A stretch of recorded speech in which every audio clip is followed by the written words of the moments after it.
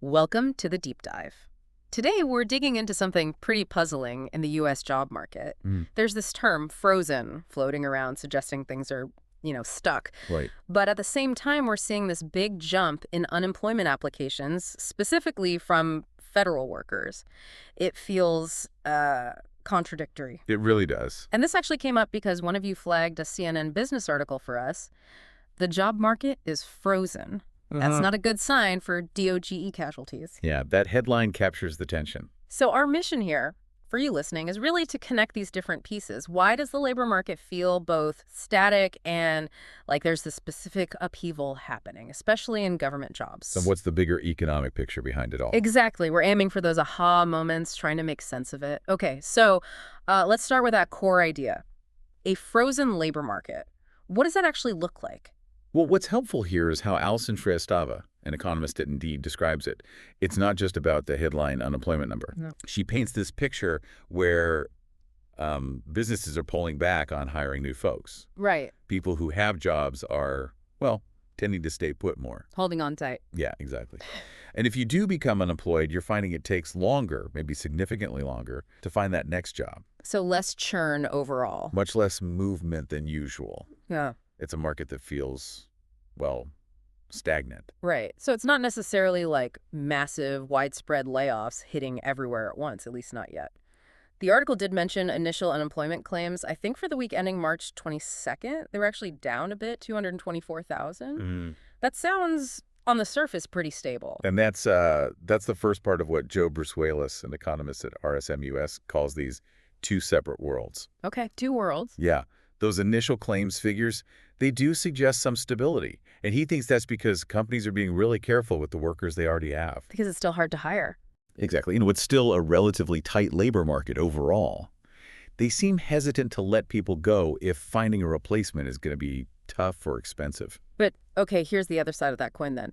The continuing claims people staying on unemployment, those are up compared to last year. Right, that's the catch. So fewer people might be newly losing jobs week to week, maybe, but the ones who do, they're stuck for longer. Precisely. Ugh.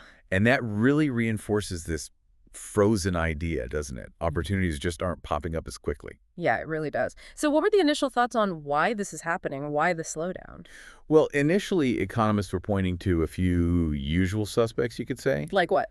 Election year uncertainty is a classic one. Businesses tend to pause a bit. Makes sense. Then there was all that, intense hiring in certain sectors after the pandemic.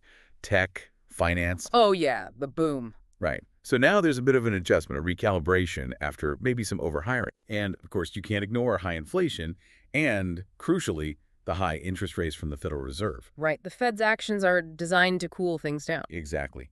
Higher rates make borrowing more expensive for businesses. That means less money for expansion, for new projects, maybe even for hiring new staff. So it forces a more cautious approach. It naturally leads to that, yes. Yeah. Slower hiring is kind of the intended consequence, partly. And the article mentions something about sentiment shifting. There was this initial sort of Trump bump feeling after the election, which can happen. Yeah, a sense of resolution sometimes boosts confidence, temporarily. But that seems to have faded. And this is where it gets really interesting. Why did the outlook change again? Well, connecting the dots, the article suggests that uncertainty has crept back in, specifically around President Trump's potential policies. Ah, okay. What kind of policies? Things like the possibility of broad new tariffs, talk of mass deportations, and this is key for what we're seeing, potential deep cuts to federal government jobs and agency funding. Right, the DOGE, Department of Government Efficiency angle. Exactly. That kind of policy uncertainty can make businesses and consumers pretty nervous about what the economic landscape will look like. And that nervousness leads to Less investment, less expansion, and slower hiring. Especially, perhaps, for those more specialized white-collar roles that might be more sensitive to big policy shifts. It feels like any initial stability was maybe just a holding pattern, and now this renewed policy uncertainty is creating a chill. That's a good way to put it. The article even uses the phrase frostbite, which implies that if this freeze goes on too long, well, it could cause real damage. It's a stark image, yeah. And it makes sense. If the job market stays stagnant for too long, it can really hurt individual careers, slow down wage growth, and maybe even dampen overall economic growth because Businesses just aren't investing or taking risks on new people. So for listeners, the takeaway isn't just hiring is slow, it's more fundamental. Yeah, I think so. The dynamics are different. Businesses seem to be focused on keeping who they have rather than actively recruiting. Which means your current job might feel safer, maybe. Possibly. But finding a new one, that could take much longer now. And it might also mean less innovation if companies aren't bringing in fresh talent as often. Okay, let's pivot then to that other really striking piece. This surge in federal workers hitting the job market, or at least applying for unemployment. Mm. The article called it an unprecedented wave, linking it directly to the administration's talk about cutting programs and agencies. This really stood out. Yeah, this is where we clearly see that second world Braswell is mentioned. The overall market might seem stable-ish. But not for these workers. Definitely not. The data from Indeed is pretty jaw-dropping, actually. What does it show? Job applications from federal workers, Mhm. specifically in agencies potentially targeted by this DOGE initiative, Yeah. they spiked massively in February. You're talking 75% above the levels seen in 2022. Wow, 75%. That's huge. It's a really significant jump. And the point was made, this isn't just the usual shuffling after an election, right? No, definitely not. Shrivastava at N.I.N really emphasized how unusual this is. It points to something much bigger than typical post-inauguration turnover. It really brings home the potential impact of these proposed policy changes on actual people. Absolutely. And we also have the Labor Department data on initial claims for federal workers. Now, those numbers weren't climbing every single week in the latest report. Okay. The figure for the week ending March 15th was 821, which was actually down from 1,066 the week before. So a slight dip recently. A slight dip in that specific week's new filings, yes. But the overall trend recently, and especially that massive surge in applications seen by DeSantis, which probably strongly suggests a large number of federal employees are either facing layoffs or are very actively looking for an exit because of these anticipated cuts. It sounds like a serious situation for them. It does. And you have to think, this isn't just about individual jobs. It could represent a significant brain drain from the public sector. What do you mean? Well, think about the expertise housed in these agencies. If many experienced people leave, what does that mean for the government's ability to function effectively, to tackle complex problems? That's a really important point. So it paints this picture of two very different realities coexisting. General stability, maybe, driven by companies holding on to staff. Right, that careful workforce management in a tight market. But then this specific, quite vulnerable group of federal workers who are facing real uncertainty and actively job hunting. Exactly.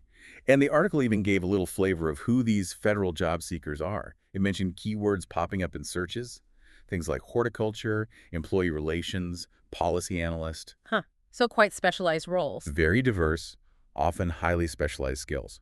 Which raises another point. Which is? Will those specialized skills easily transfer to the private sector? Someone deep in, say, federal agricultural policy might not find an identical job just waiting for them elsewhere. Yeah, that makes total sense. It could mean longer job searches for them if they do get laid off.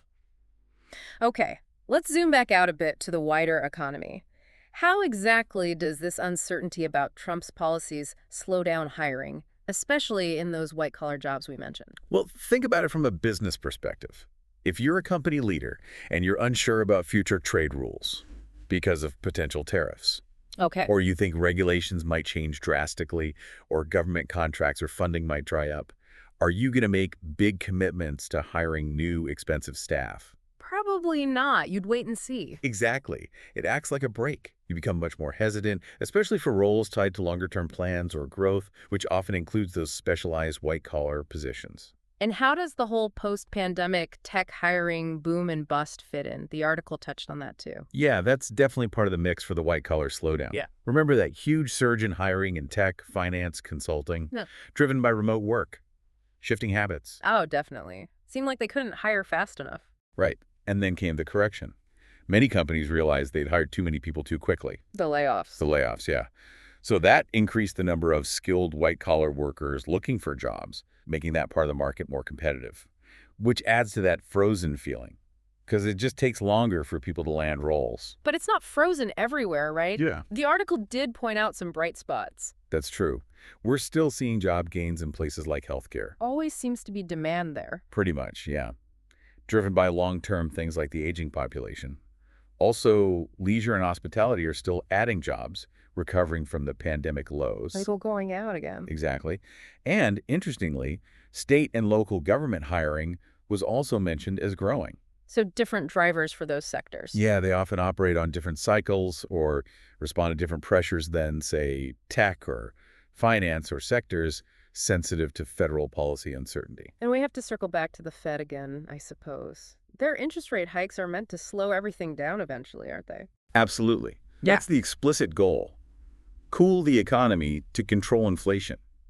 Higher borrowing costs for businesses inevitably tap the brakes on hiring across the board. In fact, deliberate policy effect. So wrapping this all up, it's a really complex picture. It definitely is. You've got this surface level stability in the main unemployment numbers. But underneath, you have this frozen hiring climate fueled by economic uncertainty, especially around potential government policies. Right. And then layered right on top is this very specific, very significant surge of federal workers looking for the exits, Right. seemingly directly because of those potential policy changes. Like the headline numbers are masking some pretty serious churn and anxiety underneath, particularly for that group. And that word unprecedented regarding the federal job applications really sticks out. It underscores the potential human cost of these shifts. It really does. It highlights how policy decisions can have very direct, very immediate consequences for people's livelihoods. So this brings us to a final thought, really, for you, our listener, to mull over.